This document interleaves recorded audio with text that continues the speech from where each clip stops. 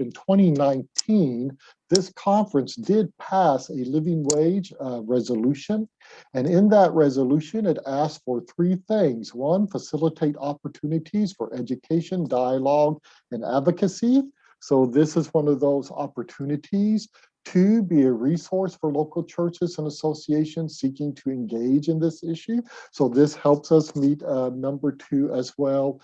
The number three is an interesting one. And report to the 198th Aha Pa'aina in 2020 as to the progress of this resolution throughout the year. I don't think we did that. And so hopefully we can report to the 200th Aha Pa'aina in 2022, the progress of this resolution. So with that in mind, let us be in prayer, and then Chris, we will turn it over for you. Thank you. E Pulikaka, let us pray. God of love, your holy word tells us to love our neighbors as ourselves. Help us to step out in obedience and follow those instructions. Change our hearts, O God, and give us compassion to love others, even when they are not able to reciprocate. We give you thanks that you love us despite our faults and issues. We ask that you help us to love our neighbors with the same kind of compassion you extend to us. May we see our neighbors through your eyes. May we serve our neighbors as Jesus serves us, with fullness of presence. In so doing, may we become the light of this world and the salt of this earth. You call us to extend the ministry of Jesus in our time and corner of the world as your modern day disciples. Continue to challenge us to stretch into the infinite love which flows from your heart. May the compassion of Jesus be between us and others. Amen and amen. Aloha kako, everyone. It's such a pleasure to be here. I would just like to start by thanking the conference for inviting me, and then also acknowledging Pastor John Carr, Kahu Alanakana, Reverend Valerie Ross, and the Kauai Association for hosting a similar talk. And I'm just really grateful. Also want to acknowledge that my field instructor is also on the call, Christy McPherson. And just really grateful to be here. As David said, my name is Chris Molina. I work with the Raise Up Hawai Coalition. I'm currently completing my MSW, and I attend Kōloa Union with Kahu Allen. And I've been living on Kauai for the past 6 years. And what I'm here to really talk about and to share is about my own personal experiences mixed with some information that I've learned as an intern working for Hawaii Appleseed and working with Raise Up Hawaii. So I want to start by saying that I got a chance to look at that living wage resolution, and so much of what was written there resonates with me personally. The fact that people should be able to afford a living, food, healthcare, childcare for their children. These are all things that I think when I was growing up in the church helped to provide that community and that social capital for me in a way that many other entities and institutions in my life as a child couldn't provide. So I feel blessed to be here today.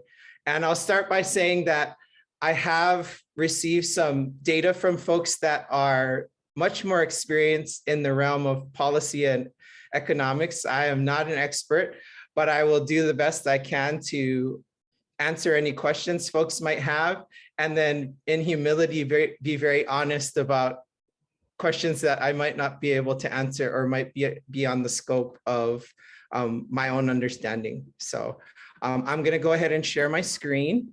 So as I said, I work with Raise Up Hawaii. I'm also an intern for Hawaii Appleseed, working with Christy. And today I just wanted to talk about why I personally believe that a living wage is so important. And so I wanted to start with a story. Many of you who live on Oahu might recognize this. So I grew up on Oahu. I am from the west side, a small town called Maili. And every summer, they have the 50th State Fair at the Aloha Stadium. And my family used to go to the 50th State Fair, but the only time we could go was when a cousin was graduating, or when Pepsi would have these free days where you could bring in a can and they would let you in for free.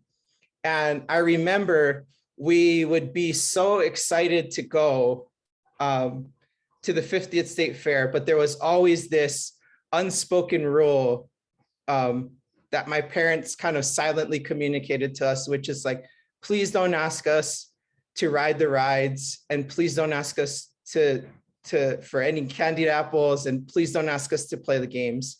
And so we kind of knew that when we went, we were there to kind of watch and enjoy, and that we needed to understand that we couldn't ask for those things because our parents couldn't afford them.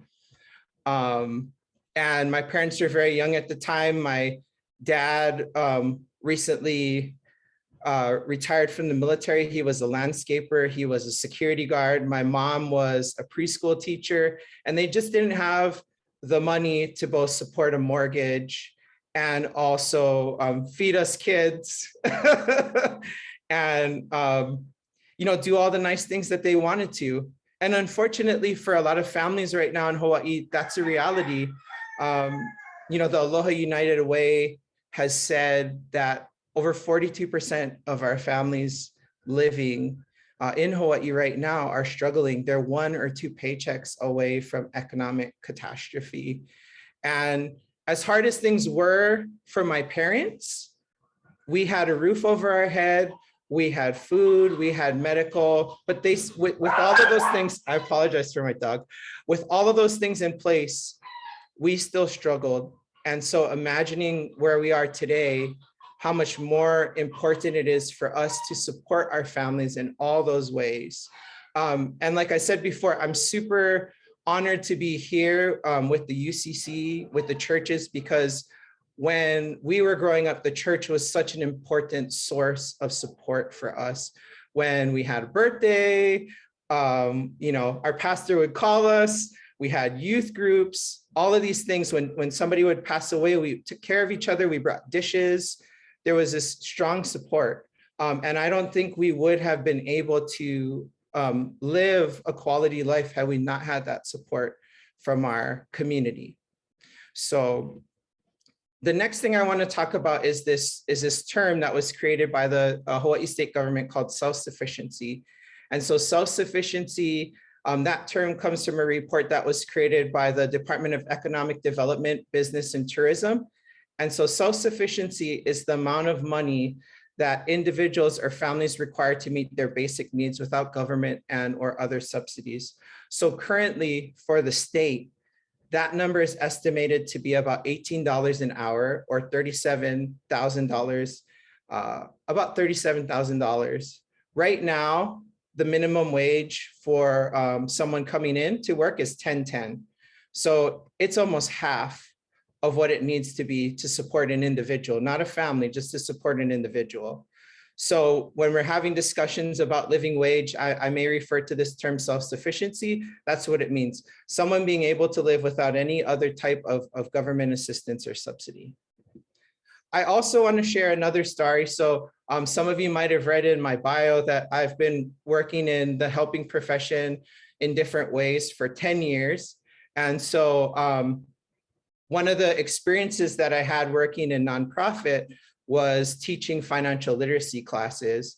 Families would come in to the organization that I was working with, and we would help to provide financial assistance. But one of the requirements was that they would go through financial literacy with one of the workers.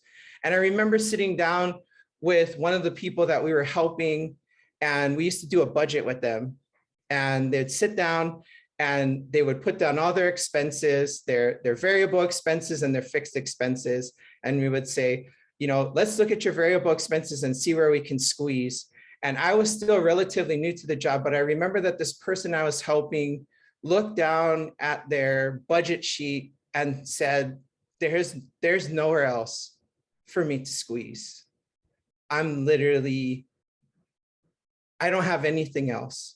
At this time, they were supporting a number of children in their household and struggling to keep a job. And they said, literally, I'm doing everything I can, and I'm not making it work. It's a struggle. And so that was a moment of kind of clarity and lucidity for me in how important our work is, not just in serving families on an individual basis, but also to how important our decisions as citizens and as people engaged in our society, how important it is for us to be able to take action.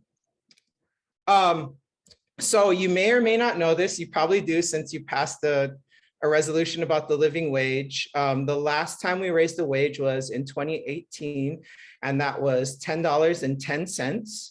And the last time that the federal government raised the minimum wage was July 2009, which was $7.25. I might have mentioned it already, but $10.10 is about $21,000 a year.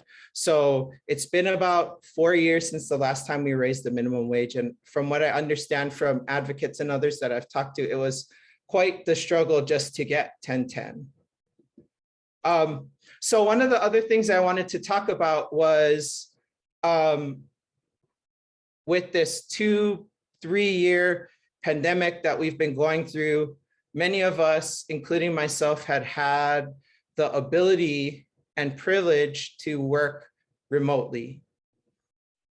Unlike ourselves, there are many in the workforce, including those who are considered essential workers, our grocery workers, our teachers, our police officers, our public safety officers. Many people were not able to work from home. They had to continue to go to work in spite of the uncertainty, the danger to their health. They still needed to engage in their work. And I did some research and found from the Brookings Institute that almost half of our essential workers are earning a low wage. And so one of the important things to remember in this pandemic is one of the best ways that we can honor and show that we value these folks. It's great to say thank you in the grocery store when someone is bagging your groceries, or great to bring a lunch to a healthcare worker. Those things are awesome, and I know they mean a lot to people, but we can do so much more to support our essential workers by making sure that they are making a living wage and that we honor the work that they did despite the dangers that they faced. They continued to work. And so we should honor them by making sure that they can make a decent living. So why does this matter? As I said before, the current minimum wage in Hawaii is $10.10. That's $21,000 a year. That's almost half of what you need as an individual to survive in Hawaii. According to the Hawaii Department of Economic Development and Business and Tourism, a single adult with no children needed to earn at least $18 to be economically self-sufficient. Now, you may already know this because when you go to the grocery store, you go anywhere else, our dollars don't travel as far as they would other places, but Hawaii has one of the highest costs of living. And we also have one of the lowest average wages in the nation. And unfortunately for us, many of the economic drivers in our society include service jobs where folks are not being paid enough to sustain them. Despite the tensions of trying to have a business, folks are also having to work 2 or 3 jobs to be able to make it. So we have the highest cost of living in the nation and have some of the lowest wages. There might be something wrong with that picture. So these are also from the DBET report. So according to the state, you would need to make that much money. I know I'm just hammering this home. I keep saying this over and over again. $18 per hour for an individual. For 2 adults and 2 keiki, the adults would need to be able to earn at least $20 each, so about $41 per hour. Now, for a single adult with a preschool child, they would have to earn $64,926, which comes out to about $31 per hour. And then a single adult with two keiki would have to earn $79,342. So where we are in terms of what minimum wage offers and what is needed to sustain an individual and what is needed to sustain a family unit, we are incredibly far apart from reality. And so just to kind of drive this point home, the gap between what people need and what they're getting is incredibly broken.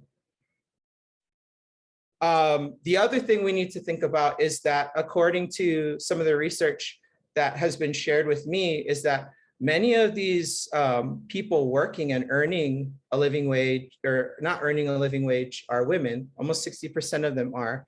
25% of them are parents, and many work in the retail, food service, and restaurant industry. So what we're hoping for is there are many different forms of legislation out there. And what we are looking for, or what we're hoping for in terms of what we think would really make a big difference for our communities, for our workers, would be $18 by 2026. And then that there would be an index that would follow it after 2026 so that the cost of wages or the wages would go up according to inflation. So that's really what our group would like to see. That's what we're advocating for. That's what we're pushing for. But just to say, there are many different types of legislation out there right now. But what we really want to focus on is that $18 by 2026. And also after 2026, we'd like to see the wages follow the consumer price index or inflation.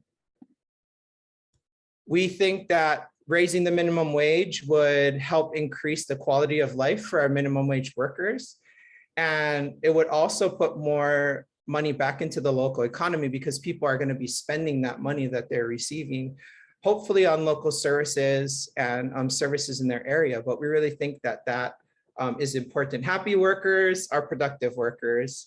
And the more happy your workers are, the more they put out, and the less you have to lean on your management team to kind of, put people in order. Because I know for myself, like when I feel valued, when I feel like I matter, when I'm paid a good wage, I try to put out the best effort that I can.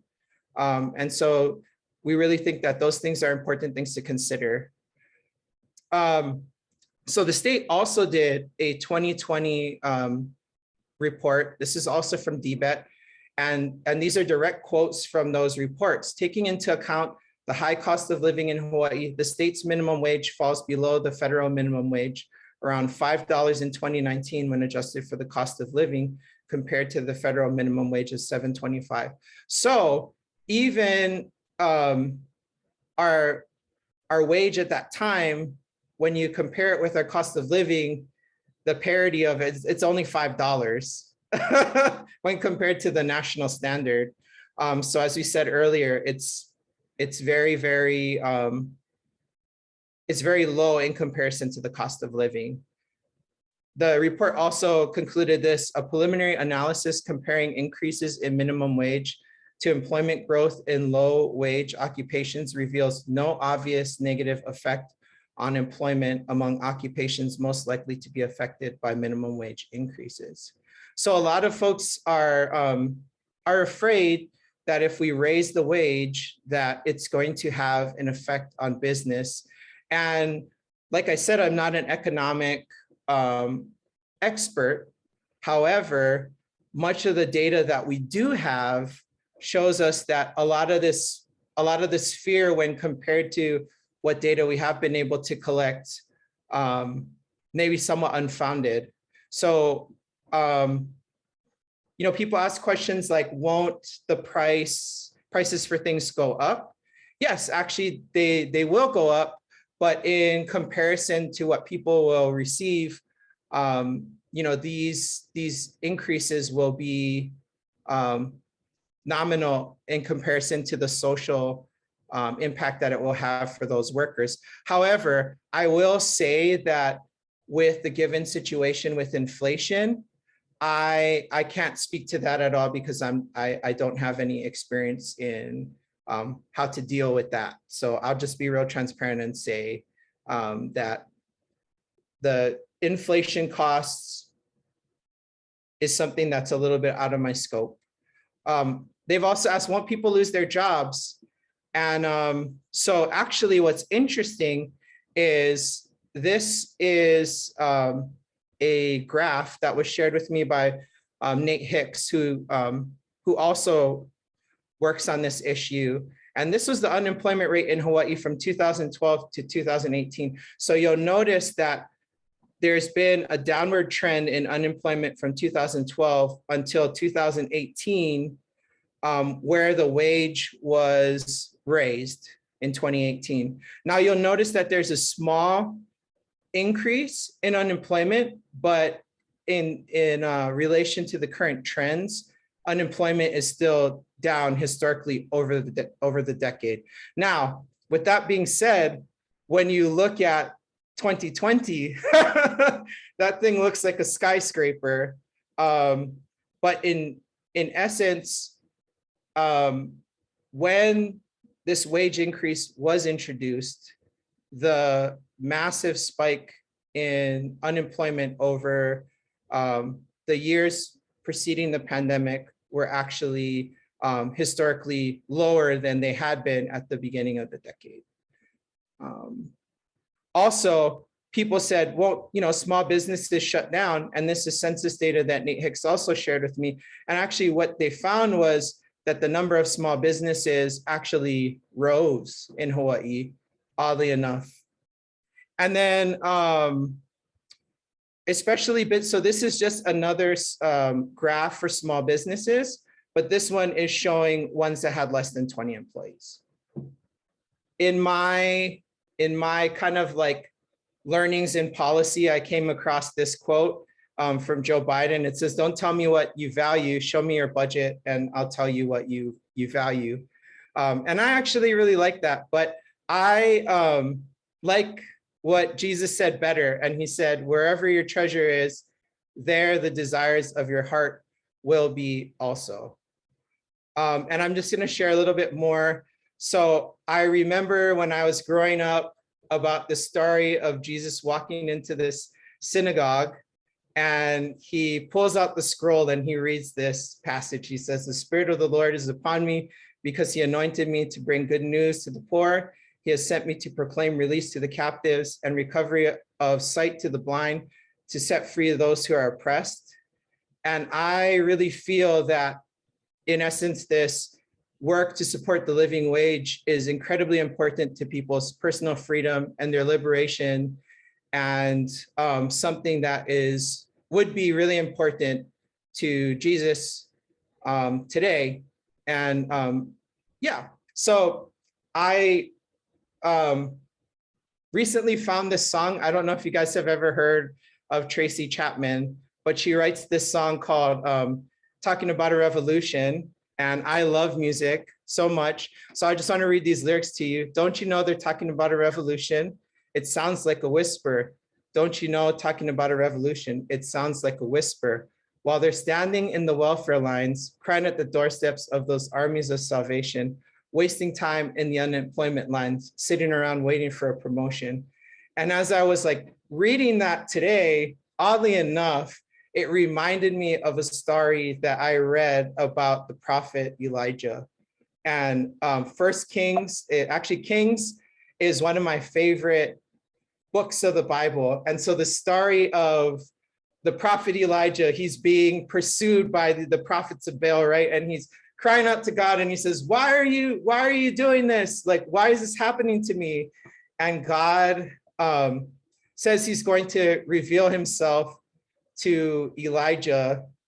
and there's wind, there's fire, there's these great things. And then finally, God comes in a whisper.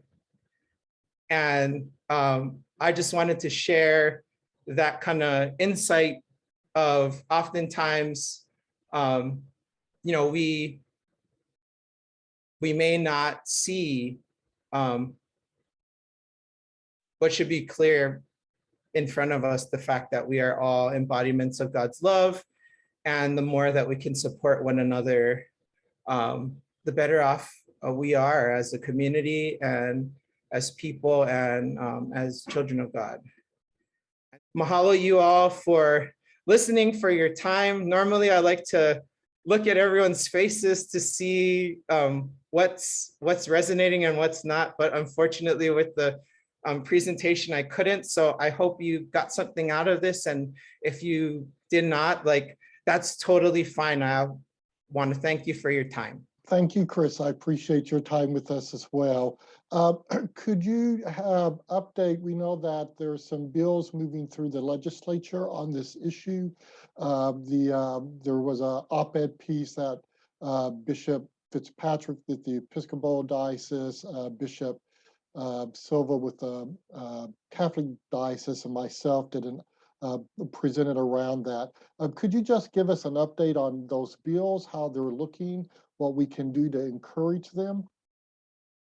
For the bills that I know that are currently in legislation regarding the minimum wage, there was a Senate bill, which actually I saw someone mention, Senate Bill 2018, which is a very basic version of a bill that we were hoping to have referred to committees, which was a bill that we were standing behind.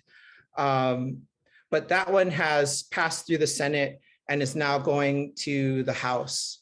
But it's passed its first reading, but it hasn't been referred to any committees as far as that I understand. And so that one, 2018, is going to have an incremental raise, but it gives us $18 by 2026. However, there is no provisions for eliminating the tip credit. And also there is no provision to increase the wage after 2026.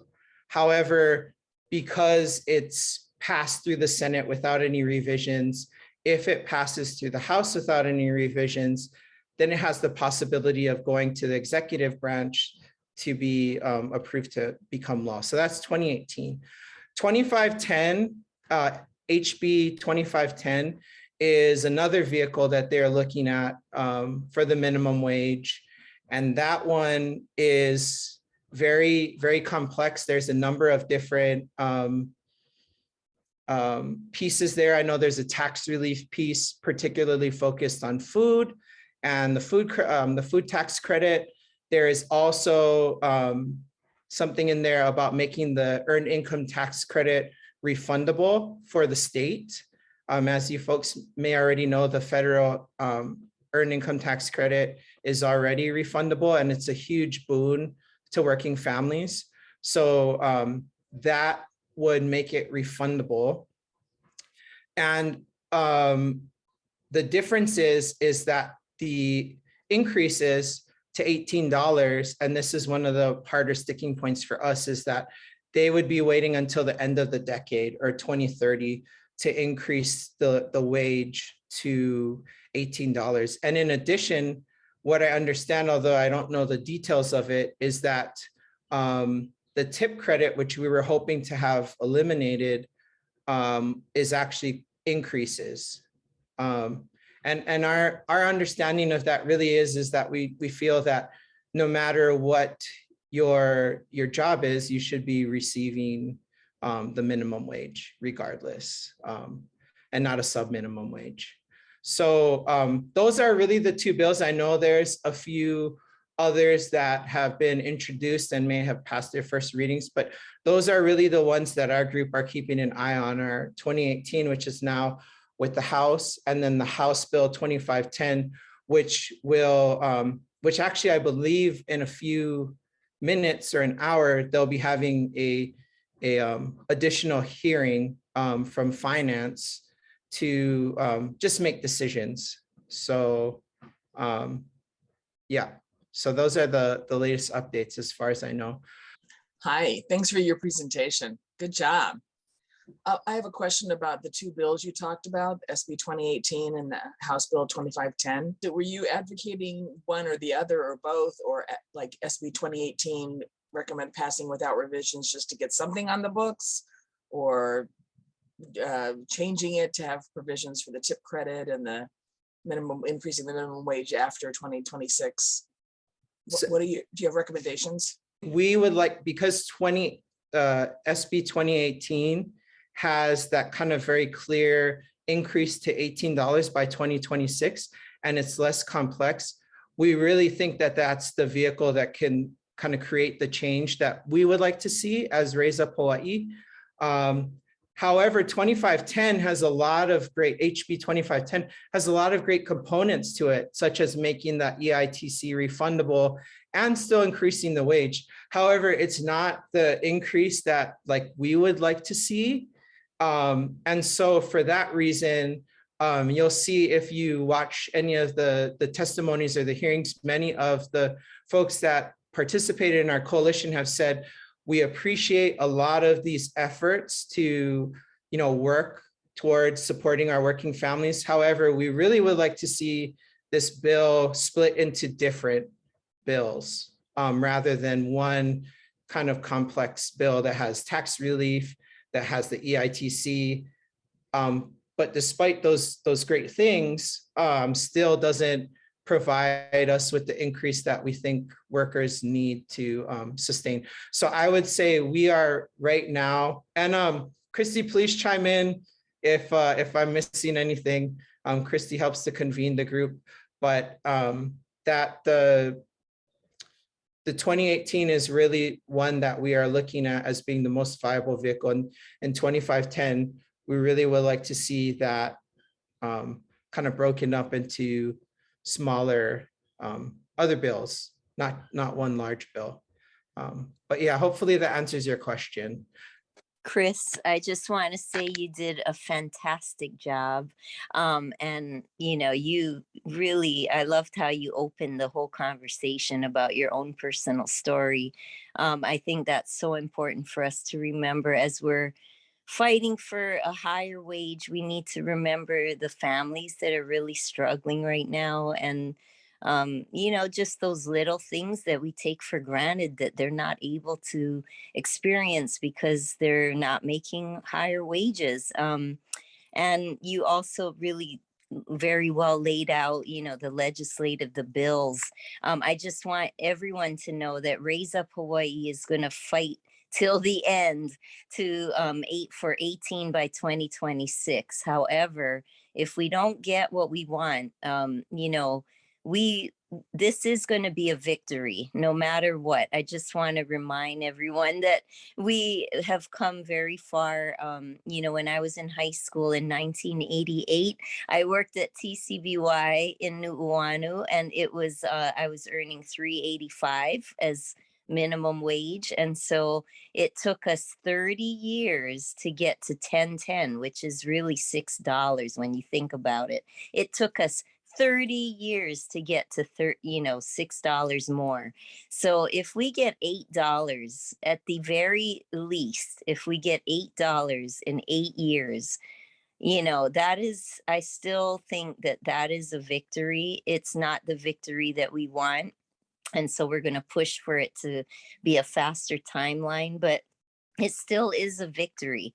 And so, we just have to keep on fighting, which is why we're doing the rally. We're going to be chanting while they're voting on this bill. So it should be a lot of fun if you guys want to come out and have some fun. But Chris, mainly, I just wanted to thank you for your amazing presentation. And I hope you can do this for other groups as well, because it was so well done. So thank you. I just wanted to also thank Chris and also Christy for the good work that both of you do. And one thing that I often think about when I want to make a difference is what can I practically do as an individual, and what can I encourage congregants and colleagues and friends to do. So besides joining you for rallies, I know one thing that you've encouraged is to contact our representatives in government directly to let them know just how we feel about such bills. Either Chris or Christy, can you comment on that and let us know what would be the very some of the very best things that we can do right now today and encourage others to do to make a difference? I definitely think that it's very great to be aware of who your representatives in your area are and who you're a constituent of. And I'll say that I don't have very much legislative experience, but in this past year of wrapping my mind around it, it can be an incredibly overwhelming process. So I would say that one of the best places to start is really to go on to the Capitol website. And there is actually a place where you can find who represents you and all the information about them that they want to share. And then in addition, you can actually search up bills using terms. So let's say, like, this living wage thing is really interesting to me, but I'm really more passionate about housing. You can actually put in a search term for housing, and you can see all the bills that are needed for housing. In addition, when you do identify those bills, you can track those bills individually.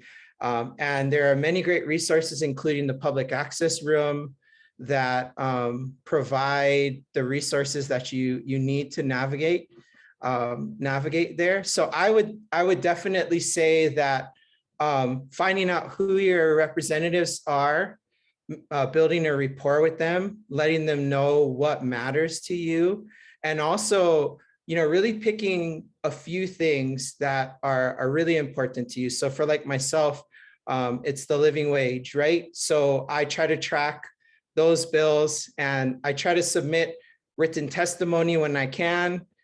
One day I hope to actually do an in-person testimony or a virtual testimony, and I feel like those ones are more impactful. So I would say just getting involved and tracking the bills and finding out who your representatives are. I think taking those kinds of actions can create a lot of change and momentum for us as individuals. I also think one of the things that we can do is just let workers know that we support them, until they get those wages that they need. Like if you can hand a few extra bucks at in the tip jar or something, just let people know that you care about them and that they're important and they're valued. And hopefully our society can send that message as well. And I think too, there's also, we do sign wavings every once in a while. That's a great way to meet other people that are very passionate about an issue as well. I believe Naomi from the Kauai Association actually came out and did a sign waving with us, and it was incredibly great to see her there participating, and it meant a lot to our group. So I would say in those ways, the direct action would be to just learn the legislative process, many great resources. Christy's organization, as well as other organizations like Hawaii Children's Action Network, the PAR, they put on incredibly great workshops that walk you through the process of advocating for whatever issue is important to you. And so there's a lot of great resources out there. I would say, like, try to like, if you're looking at living wage, just focus on one or two bills. Don't try to understand the whole universe, because I tried that and it's incredibly overwhelming unless you're doing it for a living. I don't know, Christy, if you had anything else you wanted to add. Honestly, I think that really is great, Chris. You know, I think during this time, during session, I have a coworker and we've been going and doing a lot of one-on-ones with low-wage workers. And we've been visiting them all over the island of Oahu. And I found it very helpful to hear their stories and just to engage with them and to let them know, like Chris said, that we are there fighting for them to get higher wages, and just letting them know that there's legislation out there that is currently being worked on, and that people are testifying on it. I think that's really, really helpful. I also find it helpful to talk to business owners. I know that can be a very interesting conversation sometimes, but I do think that it's been helpful for us to engage with business owners, even if we don't agree with them. Just letting them know that we are doing our due diligence in hearing their voices as well. But you know, in the end, we're gonna really fight for the workers, because they're the ones who are putting in all that time and energy and just not getting paid what they deserve, just wages, like Linda Rich says. That's so important. So yeah, that's it. That's testifying, sign waving. We have a sign waving this afternoon on the corner of Ward and Kapiolani. We do it every Wednesday right there at Speaker Psyche's apartment building. So anyway, if you want to join us from 4 to 5:30, we are always there every Wednesday, as well as other places across the island on Thursdays. So thank you. I also just wanted to share, I saw Gordon's comment in the chat about the 30%. And I think Kyle said like a lot of folks are already paying over 30. There is an excellent report, which is actually where I got the 42% from the Aloha United Way, and the United Way in general does a study called the ALICE study, which is ALICE is asset limited, income constrained, employed. Sorry, I had the little spinning wheel on my head for a second. Asset limited, income constrained, employed. And so that actually, the 2020 update, I believe, has numbers by county and percentages, and then also has a budget breakdown for their ALICE, like medical expenses, housing expenses, things like that. In terms of anything outside of that, I'm not too sure how other folks are tracking it. But I know housing is an incredibly important issue. And I will say that the organization that I'm working for right now as an intern, the Hawaii Appleseed and the Hawaii Budget and Policy Center, they have some great resources on housing as well. The ALICE report is a great start off, and it's very accessible and very readable, and isn't, it has a lot of, had a lot of really helpful tools that helped me to kind of understand the issue better. So that might be a great place to start. I was wondering if, you know, as Pastor Gordon was saying, you know, change begins right at home, you know, so the first thing we have to do, I think, that we can do is put a mirror on ourselves as churches. Is there a way to put out something for churches to make sure that we are paying the livable wage? And frankly, as a church, maybe we should be doing more than that. You know, opportunity has many different vectors. It's not only about wage, it's about opportunities in housing and all. Is there a way that Appleseed or Raise Up Hawaii can give us something to shine a mirror on ourselves and make sure that our own staff, whether they're paid hourly or what, I'm pretty sure that they are, but are we sure that each of our churches is adhering to this as well? Even if it's not legislated yet, if we're advocating for it, I think we should be making sure that we're holding up to our own values.